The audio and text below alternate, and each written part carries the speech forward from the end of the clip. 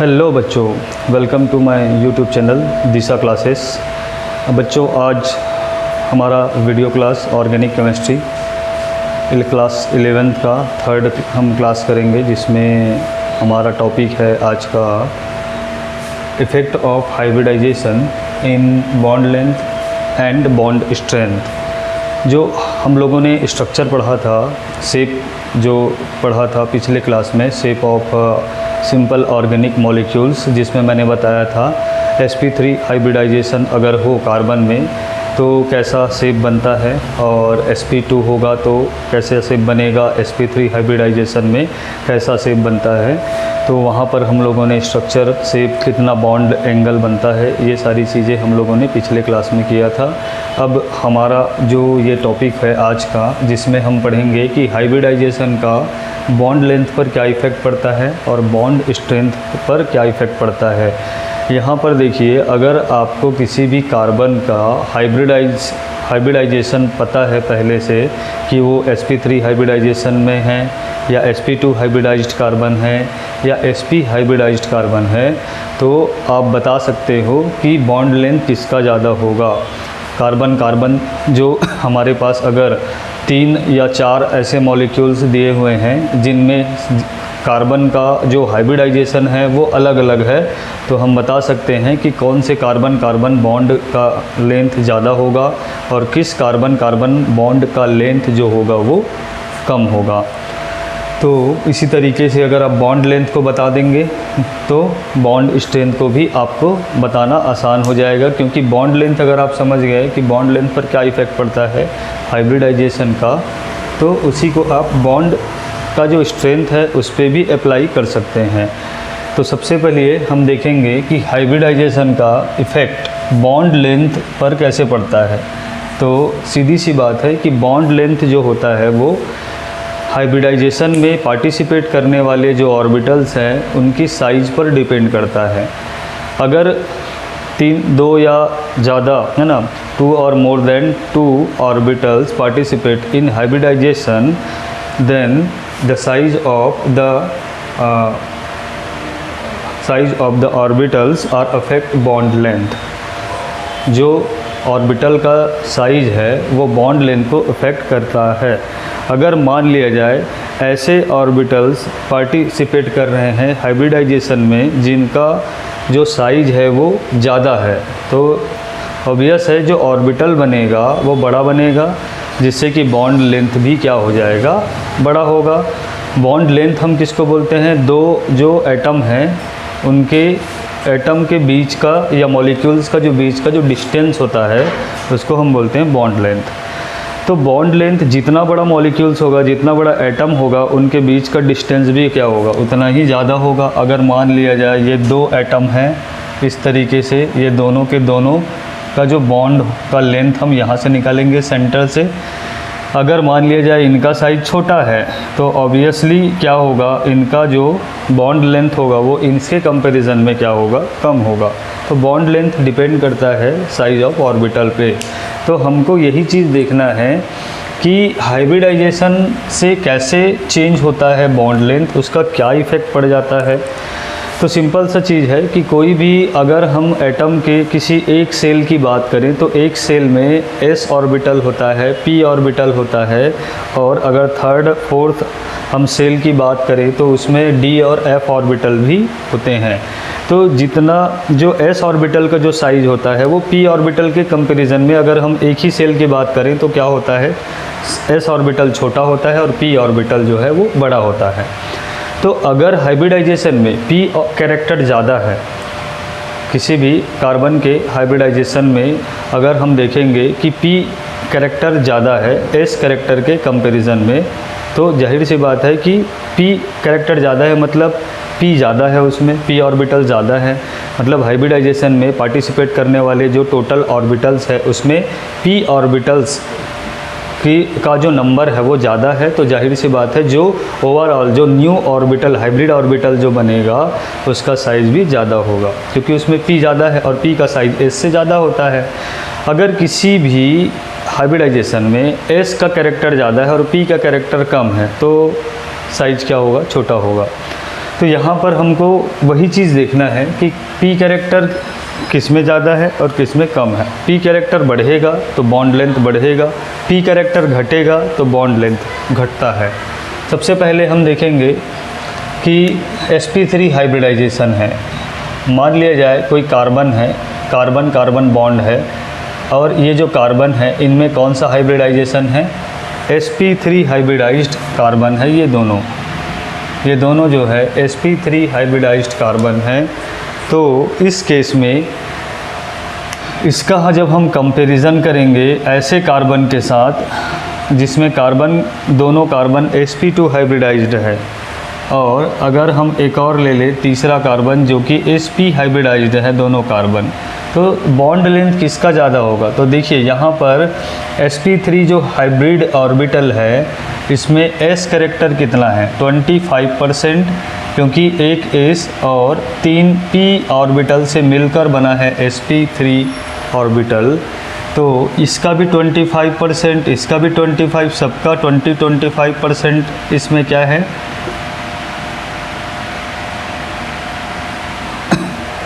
इन सबका 20-25% मिलकर क्या बना है? sp3 ऑर्बिटल बना है। तो अगर हम p ऑर्बिटल देखें तो तीनों p ऑर्बिटल का टोटल परसेंटेज कितना हो गया? 75%। तो 75% कैरेक्टर p है और ओनली 25% कैरेक्टर s है। s जो ऑर्बिटल होता है ये छोटा होता है s compare to p orbital. तो जाहिर सी बात है कि यहाँ पर जो ऑर्बिटल होगा वो बड़ा होगा, और यहाँ पर अब हम देखेंगे तो ये जो ऑर्बिटल होगा वो क्या होगा? बड़ा होगा। और यहाँ पर जब हम देखते हैं तो s और p ये 2p और एक s से मिलकर बना हुआ है। तो जाहिर सी बात है यहाँ पर देखिए परसेंटेज देखोगे तो s का परसेंटेज आ जाएगा 33.3, और इसका परसेंटेज भी 33.3, और इसका 33.3 या 4 आप ले सकते हैं। अब इस तरीके से आप देखोगे तो टोटल ओवरऑल p का जो परसेंटेज हो जाएगा वो कितना होगा? 66.7%। तो जाहिर सी बात है यहाँ पर भी p का जो रेशियो है, परसेंटेज है, वो ज़्यादा है s से, मतलब p कैरेक्टर s कैरेक्टर से ज़्यादा है। लेकिन अगर आप इन दोनों का कंपैरिजन करोगे तो यहाँ p कैरेक्टर है 75% और यहाँ पर p कैरेक्टर है 66.7%। तो इस ऑर्बिटल का साइज़ sp3 का साइज़ sp2 से क्या होगा? बड़ा होगा। तो जाहिर सी बात है यहाँ पर बॉन्ड लेंथ, मतलब इन दोनों कार्बन में जो बॉन्ड है इसका लेंथ इन दोनों कार्बन के लेंथ से क्या होगा? ज़्यादा होगा। और अगर हम sp की बात करें तो यहाँ पर s और p ऑर्बिटल से मिलकर बनता है sp ऑर्बिटल। तो ऑब्वियसली ये 50% इसका होगा और 50% इसका होगा।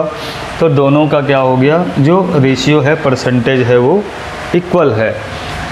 और यहाँ पर आप देख सकते हैं s कैरेक्टर इन दोनों के कंपैरिजन में सबसे ज़्यादा यहाँ पर है, और p कैरेक्टर इन दोनों के कंपैरिजन में सबसे कम यहाँ पर है sp हाइब्रिडाइजेशन में। तो sp का जो साइज़ होगा, sp ऑर्बिटल का साइज़ sp3 और sp2 इन दोनों के कंपैरिजन में सबसे छोटा होता है, इसलिए बॉन्ड का जो लेंथ होगा वो सबसे कम होगा। कहाँ पर? sp हाइब्रिडाइज्ड कार्बन बॉन्ड में। तो इस तरीके से आप ऑर्डर बता सकते हैं। अगर आपको कोई क्वेश्चन में इस तरीके से 2-3 अलग अलग कार्बन के कंपाउंड्स दिए हुए हैं और आपको पूछा जा रहा है कि किस में बॉन्ड लेंथ ज़्यादा है, किस में बॉन्ड लेंथ कम है, अगर कंपेयर करने के लिए बोला जाएगा तो हम इस तरीके से कंपेयर करेंगे। हाइब्रिडाइजेशन के थ्रू हम बता सकते हैं, देखकर हम बता सकते हैं कि किसका बॉन्ड लेंथ ज़्यादा होता है। इसी तरीके से अगर कार्बन और हाइड्रोजन में देखोगे, है ना, तो कार्बन हाइड्रोजन में भी यही चीज़ आपको बताना है। अगर कार्बन sp3 हाइब्रिडाइज्ड है तो कार्बन हाइड्रोजन बॉन्ड लेंथ ज़्यादा होगा उस कार्बन के कंपैरिजन में जिसमें sp2 हाइब्रिडाइज्ड कार्बन हाइड्रोजन है। इसी तरीके से सबसे छोटा होगा bond length sp hybridised carbon hydrogen bond का। तो यहाँ पर भी sp3 कैरेक्टर p कैरेक्टर ज़्यादा होने से बॉन्ड लेंथ बढ़ता है, क्योंकि इसका जो साइज़ होगा बड़ा होगा। हालांकि इसका साइज़ तीनों में सेम है, बट इसमें क्या होगा, कार्बन का जो साइज़ है वो तीनों में डिफरेंट होगा। इसमें sp3 हाइब्रिडाइज्ड कार्बन है, इसमें sp2 हाइब्रिडाइज्ड कार्बन है, और इसमें sp हाइब्रिडाइज्ड कार्बन है। तो साइज़ क्या होते जा रहा है, कार्बन का छोटा होते जाएगा, जिससे हाइड्रोजन पास आते जाएगा।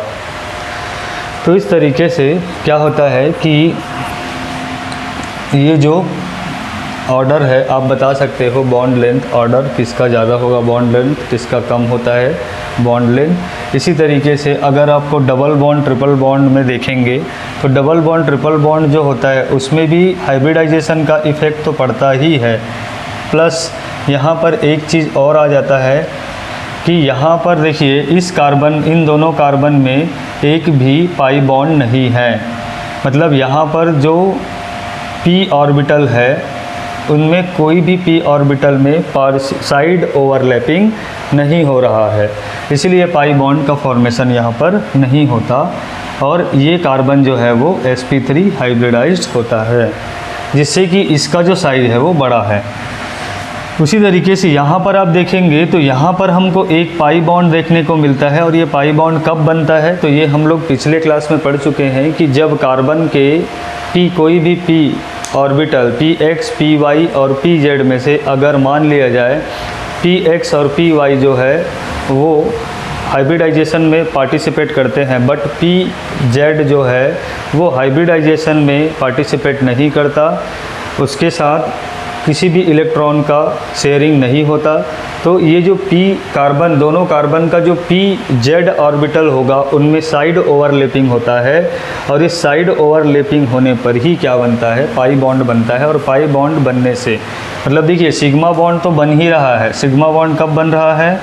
सिग्मा बॉन्ड बनता है हेड टू हेड ओवरलैपिंग हो रहा है दोनों कार्बन के sp और 2 ऑर्बिटल्स में, प्लस यहाँ पर जो Z है इसमें भी क्या हो रहा है, Z में भी साइड ओवरलैपिंग होता है, जिससे कि ये और पास आ जाते हैं, और पास आने की वजह से इनका जो बॉन्ड लेंथ होता है वो इसके कंपैरिजन में, सिंगल बॉन्ड के कंपैरिजन में कम हो जाता है। प्लस sp2 ऑर्बिटल का साइज़ पहले से ही हम पढ़ चुके हैं कि sp3 के कंपैरिजन में क्या होता है, छोटा होता है sp2 ऑर्बिटल का साइज। तो यहाँ पर दो फैक्टर हो गए, एक तो हाइब्रिडाइजेशन हो गया और दूसरा जो है पाई बॉन्ड की वजह से, है ना, जो साइड ओवरलैपिंग होता है उसकी वजह से क्या होता है कि ये और ज़्यादा पास आ जाते हैं दोनों कार्बन, जिससे कि लेंथ जो होता है बॉन्ड लेंथ वो कम हो जाता है, इसके कंपैरिजन में और कम हो जाता है। यहाँ पर आप देखेंगे कि ट्रिपल बॉन्ड जब होता है तो यहाँ पर एक सिग्मा, मतलब इस तरीके से जो px है उसमें हेड टू हेड ओवरलैपिंग हो रहा है, और इन कार्बन में py और pz जो ऑर्बिटल्स हैं दोनों के, इनमें क्या हो रहा है साइड ओवरलैपिंग होता है, ठीक है। और साइड ओवरलैपिंग होने की वजह से यहाँ पर एक और सिग्मा बॉन्ड, मतलब यहाँ पर दो जो p ऑर्बिटल्स है इनमें साइड ओवरलैपिंग होता है, और दो जो py और pz में साइड ओवरलैपिंग होने के साथ साथ एक हेड टू हेड ओवरलैपिंग भी हो रहा है, तो इनमें और ज़्यादा अट्रैक्शन फोर्स काम करने लगता है, जिससे कि ये दोनों कार्बन और ज़्यादा पास आ जाते हैं, जिससे कि इनका जो बॉन्ड लेंथ होता है वो डबल बॉन्ड से भी क्या होता है कम हो जाता है। तो सबसे अगर पास बोलेंगे तो ये दोनों कार्बन होते हैं, ठीक है, इसके कंपैरिजन में और इसके कंपैरिजन में। यहाँ पर जो कार्बन है वो इसके कंपैरिजन में पास होते हैं, बट ये जो होता है इनका डिस्टेंस सबसे ज़्यादा होता है। और एक फैक्टर sp हाइब्रिडाइजेशन तो है ही, यहाँ पर sp ऑर्बिटल का जो साइज है वो ऑलरेडी sp2 से छोटा ही होता है, जिससे कि इनका जो साइज़ है वो p कैरेक्टर कम होने की वजह से इसका साइज़ छोटा होता है, जिससे कि और पास आ जाते हैं। तो इस तरीके से ट्रिपल बॉन्ड जो होता है उसका बॉन्ड लेंथ सबसे कम होता है, डबल बॉन्ड का बॉन्ड लेंथ इसके कंपैरिजन में ट्रिपल से ज़्यादा होता है, और सिंगल बॉन्ड डबल बॉन्ड से भी ज़्यादा लंबा होता है, उसका लेंथ ज़्यादा होता है। तो इस तरीके से आप देख सकते हैं कि हाइब्रिडाइजेशन का इफ़ेक्ट बॉन्ड लेंथ पर पड़ता है, और किस तरीके से पड़ता है। तो p कैरेक्टर जब इंक्रीज़ होगा तो बॉन्ड लेंथ इंक्रीज़ होगा, p कैरेक्टर डिक्रीज़ होगा तो बॉन्ड लेंथ भी क्या होगा, डिक्रीज़ होता है। ये हो गया आपका बॉन्ड लेंथ पर हाइब्रिडाइजेशन का इफ़ेक्ट। अब हम देखेंगे बॉन्ड स्ट्रेंथ। तो बॉन्ड स्ट्रेंथ जो होता है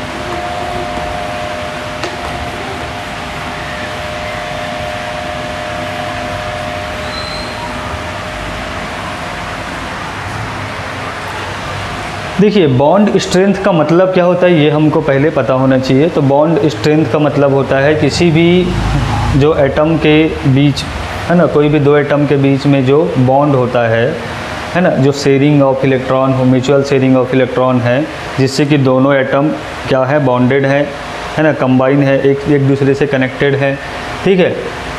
तो उस एनर्जी को, मतलब उस बॉन्ड को हमें क्या करना है, मतलब उन दोनों एटम्स को हमें क्या करना है, अलग करना है। तो अलग करने का जो प्रोसेस होता है उसके लिए हमें क्या करना पड़ता है, एनर्जी देना पड़ता है। जब हम एनर्जी देते हैं दोनों को अलग करने के लिए, तो जितनी एनर्जी की रिक्वायरमेंट हो रही है, जिसे हम बोलेंगे बॉन्ड एंथैल्पी, ठीक है। तो बॉन्ड एंथैल्पी जितना ज़्यादा होगा किसी भी दो एटम्स को अलग करने के लिए, उसकी स्ट्रेंथ, बॉन्ड स्ट्रेंथ उतनी ही ज़्यादा होगी। मतलब बॉन्ड एंथैल्पी को ही हम क्या बोलते हैं, बॉन्ड स्ट्रेंथ बोलते हैं। जितनी ज़्यादा एनर्जी देना पड़े किसी भी दो एटम्स को अलग करने के लिए, किसी भी बॉन्ड को ब्रेक करने के लिए, अलग करना मतलब बॉन्ड ब्रेक करने का मतलब ही है एटम्स को, दो एटम्स को क्या करना, अलग अलग करना, ठीक है। तो बॉन्ड को ब्रेक करने के लिए जितनी हम एनर्जी देते हैं किसी भी एटम को, मॉलिक्यूल्स को, ठीक है, उसे ही उसका हम क्या कहेंगे, बॉन्ड स्ट्रेंथ। अब सीधी सी बात है, जिसमें जितना ज़्यादा एनर्जी देंगे उसकी बॉन्ड एंथैल्पी उतनी ही ज़्यादा होगी, और बॉन्ड एंथैल्पी अगर ज़्यादा है तो उसका बॉन्ड स्ट्रेंथ भी क्या होगा, ज़्यादा होगा। तो अब यहाँ पर हमें क्या समझना है कि किसका बॉन्ड स्ट्रेंथ ज़्यादा होगा। तो बॉन्ड स्ट्रेंथ ज़्यादा कब हो सकता है, अगर मान लिया जाए कोई भी दो कार्बन, ठीक है, ये सिंगल बॉन्ड है और ये डबल बॉन्ड है और ये ट्रिपल बॉन्ड है। मैंने अभी थोड़ी देर पहले ही अभी आप लोगों को बताया कि सिंगल बॉन्ड जो होता है इसका बॉन्ड लेंथ सबसे ज़्यादा होता है इन दोनों के कंपैरिजन में। इन दोनों के कंपैरिजन में बॉन्ड लेंथ यहाँ पर क्या है, सबसे ज़्यादा है, मैक्सिमम है। और इसके कंपैरिजन में, सिंगल बॉन्ड के कंपैरिजन में बॉन्ड लेंथ इसका क्या होता है, कम होता है। मतलब बॉन्ड लेंथ की बात करें, ऑर्डर में अगर हम लिखें तो हम इस तरीके से लिखते हैं, ठीक है। और ये हम लिखेंगे ऑर्डर, ये है decreasing order of bond length, ठीक है। तो single bond, double bond and triple bond. Triple bond में सबसे, अब देखिए बॉन्ड लेंथ ज़्यादा है, इसका मतलब ये दोनों कार्बन के जो एटम हैं इनके बीच का जो डिस्टेंस होगा ये क्या होगा, सबसे ज़्यादा होगा। डिस्टेंस क्या होगा, सबसे ज़्यादा होगा। अगर इन दो एटम्स की बात करें जो डबल बॉन्ड वाले कार्बन हैं, इनके बीच का जो डिस्टेंस होगा, है ना, ये क्या होगा, डिस्टेंस इसकी कंपैरिजन में कम होगा। और सबसे कम डिस्टेंस कहाँ पे होगा, यहाँ पे होगा। तो डिस्टेंस जितना ज़्यादा होता है, कूलम्ब्स लॉ में आप लोगों ने पढ़ा होगा कि कोई भी दो जो चार्ज है उनके बीच का जो फोर्स होता है, अट्रैक्शन हो या रिपल्सन हो, है ना, दो कोई भी फोर्स हो, कोई भी, है ना, charge force between two charges are inversely proportional to the square of distance. उन दोनों के डिस्टेंस के स्क्वायर के इन्वर्सली प्रोपोर्शनल होता है। दोनों चार्ज के बीच का जो डिस्टेंस होता है, इनके बीच का जो डिस्टेंस है, इसके स्क्वायर का इन्वर्सली प्रोपोर्शनल होता है क्या चीज़, फोर्स। अब ये फोर्स कोई भी हो सकता है, अट्रैक्शन भी हो सकता है, रिपल्सन भी हो सकता है, डिपेंड करता है लाइक चार्ज है या अनलाइक चार्ज है। तो फोर्स ऑफ अट्रैक्शन, यहाँ पर तो फ़िलहाल हम फोर्स ऑफ अट्रैक्शन ही पढ़ रहे हैं कि दोनों ही जो एटम हैं इनके बीच फोर्स ऑफ अट्रैक्शन होना चाहिए, तभी ये दोनों एक साथ रह सकते हैं। तो फोर्स ऑफ अट्रैक्शन जो होगा डिस्टेंस बढ़ने के साथ साथ क्या होने लगता है, कम होने लगता है। तो यहाँ पर देखिए सबसे ज़्यादा डिस्टेंस सिंगल बॉन्ड में है और सबसे कम डिस्टेंस ट्रिपल बॉन्ड में है। तो जाहिर सी बात है सबसे ज़्यादा अट्रैक्शन फोर्स यहाँ होगा, ठीक है। इससे थोड़ा सा कम होगा डबल बॉन्ड में और सबसे कम अट्रैक्शन फोर्स होगा ट्रिपल बॉन्ड में। तो अगर बॉन्ड स्ट्रेंथ के ऑर्डर के अकॉर्डिंग अगर हम लिखेंगे तो सबसे ज़्यादा बॉन्ड स्ट्रेंथ किसका होगा, ट्रिपल बॉन्ड का। उसके बाद उससे थोड़ा सा कम होगा डबल बॉन्ड का और उससे भी कम होता है सिंगल बॉन्ड का बॉन्ड स्ट्रेंथ। और इसका रीज़न यही है कि इसमें डिस्टेंस सबसे कम होता है जिससे कि फोर्स, अट्रैक्शन फोर्स सबसे ज़्यादा होता है, इसमें उससे थोड़ा सा कम होता है। और सबसे कम अट्रैक्शन फोर्स इन दोनों के कंपैरिजन में देखा जाए तो कम सबसे इसमें होता है, सिंगल बॉन्ड में। तो इसका डिस्टेंस कम होने का रीज़न क्या है और बढ़ने का रीज़न क्या है, ये हम लोगों ने अभी थोड़ी देर पहले देखा कि जो sp3 हाइब्रिडाइज्ड जो कार्बन होते हैं इनमें ऑर्बिटल साइज बड़ा होता है, डिस्टेंस ज़्यादा होता है। sp2 sp3 के कंपैरिजन में छोटा होता है, डिस्टेंस कम हो जाता है। और sp2 और sp3 दोनों से छोटा होता है, इसलिए सबसे कम डिस्टेंस ट्रिपल बॉन्ड में होता है। तो बॉन्ड स्ट्रेंथ, अब जाहिर सी बात है, दो अगर चार्ज ज़्यादा पास में होंगे उनके बीच का अट्रैक्शन फोर्स उतना ही ज़्यादा होगा, क्योंकि डिस्टेंस r का वैल्यू कम होगा तो f का वैल्यू क्या होता है, ज़्यादा होता है, इन्वर्सली प्रोपोर्शनल है। तो यहाँ पर f का वैल्यू सबसे ज़्यादा होगा, अट्रैक्शन फोर्स सबसे ज़्यादा होगा। तो ये इन दोनों को हमें अलग करने के लिए सबसे ज़्यादा एनर्जी देनी पड़ेगी, मतलब बॉन्ड एंथैल्पी सबसे ज़्यादा यहाँ पे होगा। बॉन्ड एंथैल्पी सबसे ज़्यादा कहाँ होगा, यहाँ पे होगा।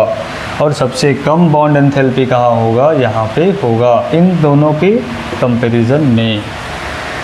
तो सिंपल सा चीज़ है, हमको यही चीज़ समझना है कि जितना ज़्यादा बॉन्ड लेंथ होगा उतना ही कम होता है बॉन्ड स्ट्रेंथ। या हम इसको एक शॉर्ट ट्रिक बना के लिख सकते हैं कि bond length is inversely proportional to bond strength, है ना। बॉन्ड स्ट्रेंथ के इन्वर्सली प्रोपोर्शनल होता है, या इसको बॉन्ड लेंथ इन्वर्सली प्रोपोर्शनल हम लिख सकते हैं बॉन्ड स्ट्रेंथ। ठीक, तो इस तरीके से आप देख सकते हैं कि जो बॉन्ड लेंथ जो होता है वो जितना ज़्यादा होगा बॉन्ड स्ट्रेंथ उतना ही कम होता है। और यहाँ पर एक दूसरा फैक्टर और आ जाता है डबल बॉन्ड ट्रिपल बॉन्ड में। पाई बॉन्ड की होने के कारण क्या होता है कि ओवरलैपिंग ज़्यादा होता है, और ओवरलैपिंग ज़्यादा होने से मतलब साइड ओवरलैपिंग भी हो रहा है, हेड टू हेड ओवरलैपिंग भी हो रहा है, जिससे कि ज़्यादा पास आ जाते हैं। और इसलिए हमको सब सिंगल बॉन्ड में हमको सिर्फ एक ही बॉन्ड को ब्रेक करना पड़ता है, लेकिन डबल में दो बॉन्ड ब्रेक करना है, एक सिग्मा और एक पाई। और ट्रिपल में एक सिग्मा और दो पाई बॉन्ड ब्रेक करना पड़ता है, इसलिए सबसे ज़्यादा बॉन्ड एंथैल्पी यहीं पे होता है और सबसे कम बॉन्ड एंथैल्पी सिंगल बॉन्ड में होता है। एक दूसरा फैक्टर भी है जिसकी वजह से बॉन्ड स्ट्रेंथ जो है वो ट्रिपल बॉन्ड में ज़्यादा होता है। अब अगर हम ऐसे कार्बन की बात करें जिसमें सिंगल बॉन्ड हो but sp3 single carbon hydrogen और कार्बन हाइड्रोजन sp2 और carbon hydrogen sp3 sp hybridised carbon के साथ हाइड्रोजन है, तो यहाँ पर भी सबसे ज़्यादा बॉन्ड का स्ट्रेंथ किसका होगा, CH का होगा। मतलब CH sp हाइब्रिडाइज्ड का स्ट्रेंथ ज़्यादा होता है CH बॉन्ड sp2 हाइब्रिडाइज्ड के कंपैरिजन में, और इससे भी इसका बॉन्ड स्ट्रेंथ ज़्यादा होता है इसके कंपैरिजन में, और इसका बॉन्ड स्ट्रेंथ ज़्यादा होता है sp3 hybridised carbon hydrogen bond के कंपैरिजन में। ये हो गया बॉन्ड स्ट्रेंथ का पर क्या इफ़ेक्ट पड़ता है हाइब्रिडाइजेशन का। तो आप देख सकते हैं कि हाइब्रिडाइजेशन का बॉन्ड स्ट्रेंथ पे भी इफेक्ट पड़ता है। अब सीधी सी बात है कि बॉन्ड लेंथ पे इफेक्ट पड़ता है, इसलिए बॉन्ड स्ट्रेंथ पे भी इफेक्ट पड़ता है। और sp3 में p कैरेक्टर ज़्यादा होता है s कैरेक्टर के कंपैरिजन में, है ना। इसलिए क्या होता है, साइज़ बड़ा होता है, और साइज़ बड़ा होने से बॉन्ड का लेंथ बढ़ता है और बॉन्ड का स्ट्रेंथ कम हो जाता है। तो ये बॉन्ड स्ट्रेंथ पर इफ़ेक्ट है। इसी तरीके से सिग्मा और अगर पाई बॉन्ड की बात करें तो याद रखिए कि सिग्मा बॉन्ड का जो बॉन्ड एंथैल्पी होता है वो कम होता है, ज़्यादा होता है पाई बॉन्ड से। तो बॉन्ड एंथैल्पी की अगर हम बात करें, sigma bond enthalpy pi bond के एंथैल्पी से क्या होता है, ज़्यादा होता है, याद रखिएगा। सिग्मा जो होता है वो हेड टू हेड ओवरलैपिंग से बनता है, और हेड टू हेड ओवरलैपिंग जब होता है तो उसमें जो ऑर्बिटल्स हैं उनमें ओवरलैपिंग होते समय ये ज़्यादा अंदर तक क्या होते हैं, एक दूसरे को कवर करते हैं, जबकि साइड ओवरलैपिंग में पार्शियल ओवरलैपिंग होता है जो कि ज़्यादा अट्रैक्शन नहीं होता इसमें, और इसीलिए पाई बॉन्ड की जो एंथैल्पी होती है वो कम होती है। इसको हम ज़्यादा एनर्जी देने की ज़रूरत नहीं है ब्रेक करने के लिए।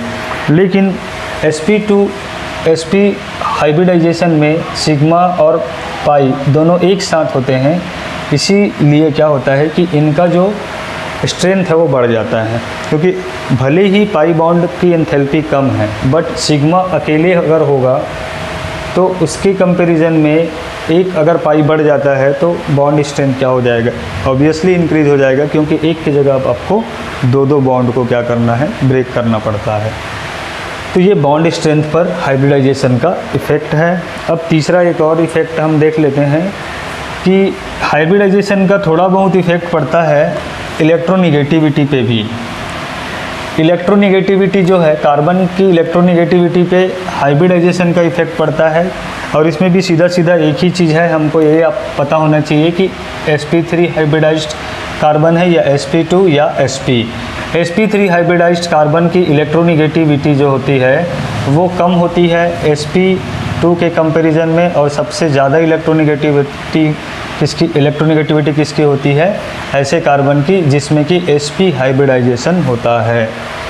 तो sp हाइब्रिडाइज्ड कार्बन में s करेक्टर 50%, मतलब यहाँ पर आपको क्या देखना है, यहाँ पर s का करेक्टर देखना है। जैसे जैसे s करेक्टर इंक्रीज़ होते जाएगा इलेक्ट्रोनिगेटिविटी भी इंक्रीज़ होता है, साइज छोटा होते जाता है ऑर्बिटल का, और इलेक्ट्रॉन को अट्रैक्ट करने की टेंडेंसी क्या होती है, इंक्रीज़ होता है। इसीलिए यहाँ पर इलेक्ट्रोनिगेटिविटी जैसे जैसे साइज छोटा होता है वैसे वैसे बढ़ते जाता है। तो ऐसा कार्बन जिसमें sp3 हाइब्रिडाइजेशन हो उस कार्बन की इलेक्ट्रोनिगेटिविटी कम होगी, और ऐसा कार्बन जिसमें कार्बन sp हाइब्रिडाइज्ड है उसकी इलेक्ट्रोनिगेटिविटी सबसे ज़्यादा होगी। हालांकि इलेक्ट्रोनिगेटिविटी, कार्बन की इलेक्ट्रोनिगेटिविटी और जो दूसरे फैक्टर है उनसे भी अफेक्ट पड़ता है, तो वो हम आगे देखेंगे कि और किन किन चीज़ों की वजह से इलेक्ट्रोनिगेटिविटी चेंज होता है। बट अगर हमको हाइब्रिडाइजेशन का इफ़ेक्ट पूछा जाएगा तो हाइब्रिडाइजेशन से इफ़ेक्ट पड़ता है इलेक्ट्रोनिगेटिविटी पे, बहुत ही थोड़ा इफेक्ट पड़ता है बट इफ़ेक्ट पड़ता है। अगर sp हाइब्रिडाइज्ड कार्बन है तो इलेक्ट्रोनिगेटिविटी उसकी ज़्यादा होगी, और अगर sp3 हाइब्रिडाइज्ड कार्बन है तो उसकी इलेक्ट्रोनिगेटिविटी कम होगी। तो ये है आपका जो ऑर्गेनिक केमिस्ट्री का जो फर्स्ट टॉपिक था इंट्रोडक्शन, हम वो कंप्लीट कर लिए हैं, जिसमें हमने देखा हाइब्रिडाइजेशन का बॉन्ड लेंथ और बॉन्ड स्ट्रेंथ और इलेक्ट्रोनिगेटिविटी पे क्या इफ़ेक्ट पड़ता है। अब हम नेक्स्ट क्लास में हम देखेंगे कि स्ट्रक्चर कैसे बनाते हैं कार्बन का स्ट्रक्चर, या आप उसका संरचना कैसे हम बनाते हैं, किस तरीके से लिखते हैं कार्बन और हाइड्रोजन को, और उनका जो नोमेनक्लेचर कैसे होता है, ये सारी चीज़ें हम नेक्स्ट क्लास में देखेंगे। तो आज का जो क्लास है उसको हम यहीं पे समाप्त करते हैं।